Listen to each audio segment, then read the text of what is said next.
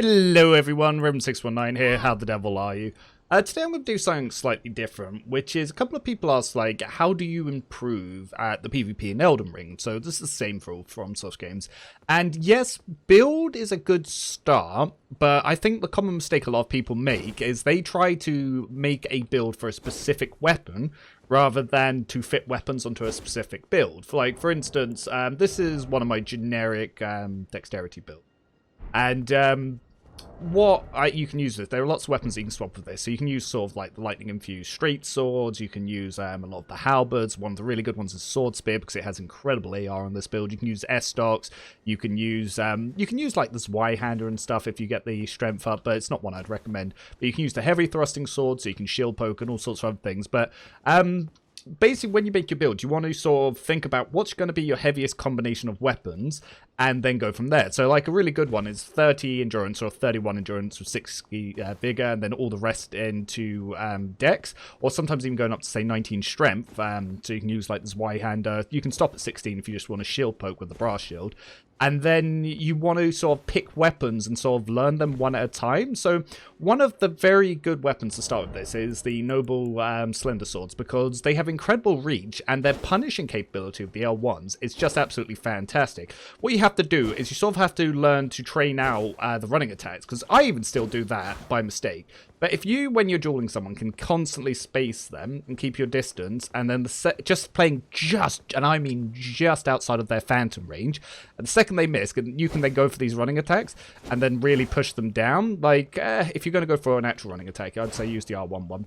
But if you can, like, sort of stagger your jump attacks, coming in at them and catching them with the L1s, or even keep on them and then going for the L1s, and if you know the roll timings to get the back swings, then you'll be able to do a lot. And if they like to use Storm Stomp, about knowing how to reaction it to do it second, so you catch it as their foot's coming up and then you can build up some big damage.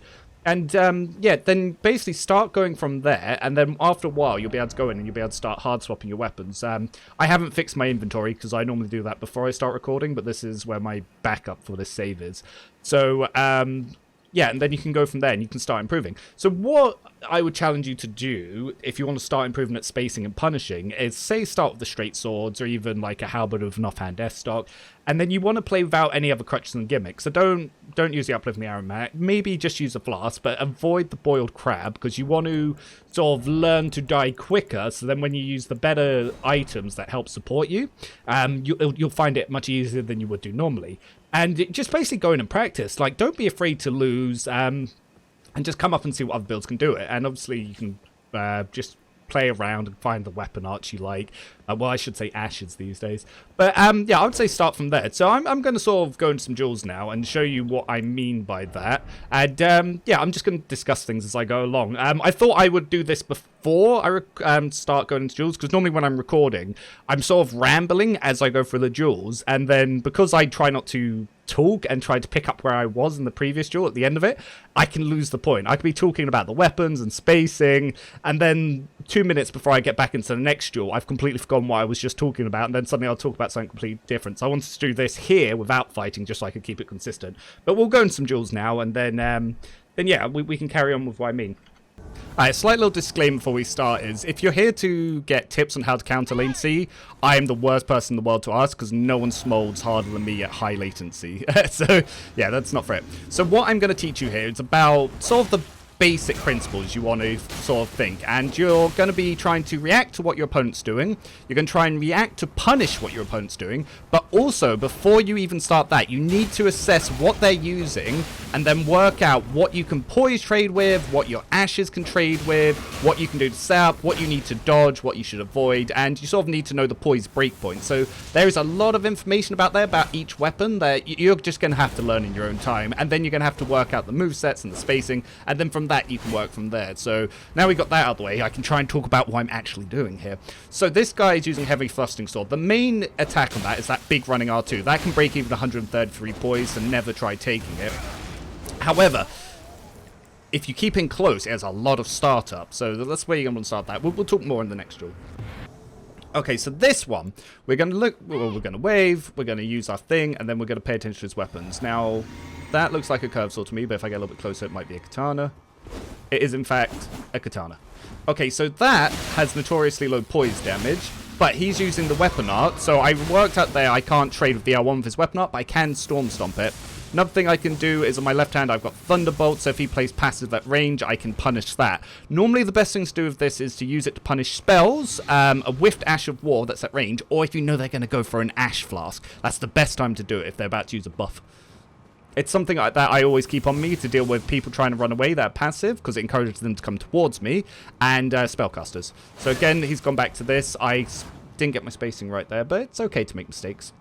So what we're going to do is we're going to start circling him just outside of his reach, and then we're going to slowly try to move in and keep him confident when we can do it.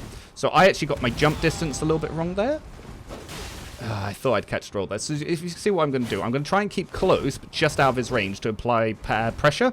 So this is, it gives the illusion of playing aggressive when I'm actually playing really passive. And it's because I'm just trying to work out what you can do. And once you've got a feel of them, that's when you can then rush them down. You need to sort of learn how your opponent plays. So it's good to start a little bit passive. Like, play these little footsie games at range. Work at the weapons. Like, that Ash of War I need to avoid. That is a lot of hyper armor. And he can trick me to come in and trade at that. And it's got a lot of stun. So I'm going to back up. Now, if I get the distance right, very easy to punch with Thunderbolt. I can catch it at the end because there's a lot of recovery and end lag. So what you've got to think about weapons is how much startup they have, where their attack frames are, and then how much recovery they have. And like this guy, he panic rolls a lot after attacking. So I can do something called walk pressure, which is when I move towards him, and then he panic rolls, and I instantly go for an L1. So GG to that guy, and I caught his flask there, like I said before.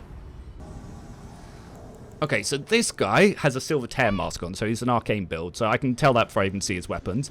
He's got the Bloody Helix, which is absolutely a fantastic arcane weapon, but his mask lowers his melee damage, so he's probably also got spells. So what you're going to see what I'm wanting to do is I'm going to want to keep close on him so he can't cast. As you can see, his melee damage is quite low. Now, I'm unfortunately at range here, and I'm assuming he was backing up to either get ready for a spell or to possibly use a flask. So anytime he plays at range, I'm going to Thunderbolt him in case he goes for a long cast. He's probably got a dragon spell or something, because it's weird that he's playing at this range with a thrusting weapon, and the fact that he's not got a shield. So you can sort of jump around it. I got my 2 punches there, but I can see because my poise is only 101, I can't trade. Oh, there's the spell. See, there we go. There we go. That's why we have that range.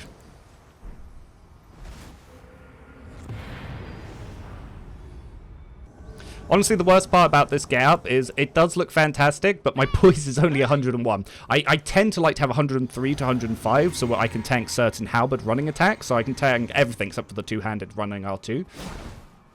But it means there's a little bit less. Now, I've got to be careful when he actually goes for the follow-up on that, because that dodges at the start. But it's, yeah, it can do a lot of damage if you trade. So that, I'm assuming he's going to roll early. Yeah. So he panic rolled when I went for the weapon up, so I got a good punish. Got my spacing a little bit wrong there, but I'm going to try and keep on this guy because the thing with heavy thrust swords is they are kind of slow. It's not like a rapier, so you actually want to keep a little bit closer to them. So this man has no armor, but he's using a katana. I'm going to assume he's got quick step or bloodhound step, because this is like the sweaty, try-hard, high-damage katana builds where they have really high damage but no defenses. It's sort of it's an old challenge run that people used to do in Dark Souls 2, Dark Souls 3. So, you see, I went for the second L1 there, because I knew he was going to try and rolling attack trade. Normally, I wouldn't, and I would try to stagger my first L1s, but when you know that they're going to go for that second hit, that's when you get them. And it's like there, he has absolutely no poise, so I was happily able to go for that one-handed hit, because he's going to be hard to catch, so this guy I'll do bad trade, but I have to avoid his weapon art, because the undersheath weapon art does some insane damage on really high damage builds with, like, Shard of Alexander. Oh, he's also got Rivers of Blood, which that's actually a little bit easier for me to deal with, because he can't quick step when he's using Rivers.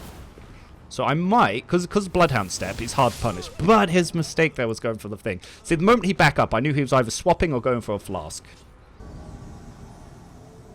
Ooh, this guy's got, that looks like the full veteran set. So this guy's going to have 105 poise if he has the Bullgoat Talisman. So he'll be able to poise everything I can do. So his trading's not going to be the best. But if I can poise one of his hits, going for a second hit is pretty good. Oh, so this guy's using the Strength meta, which is the Banished Knight Halberd with Flame Strike normally, or Glintstone Pebble, and an offhand S-Stock.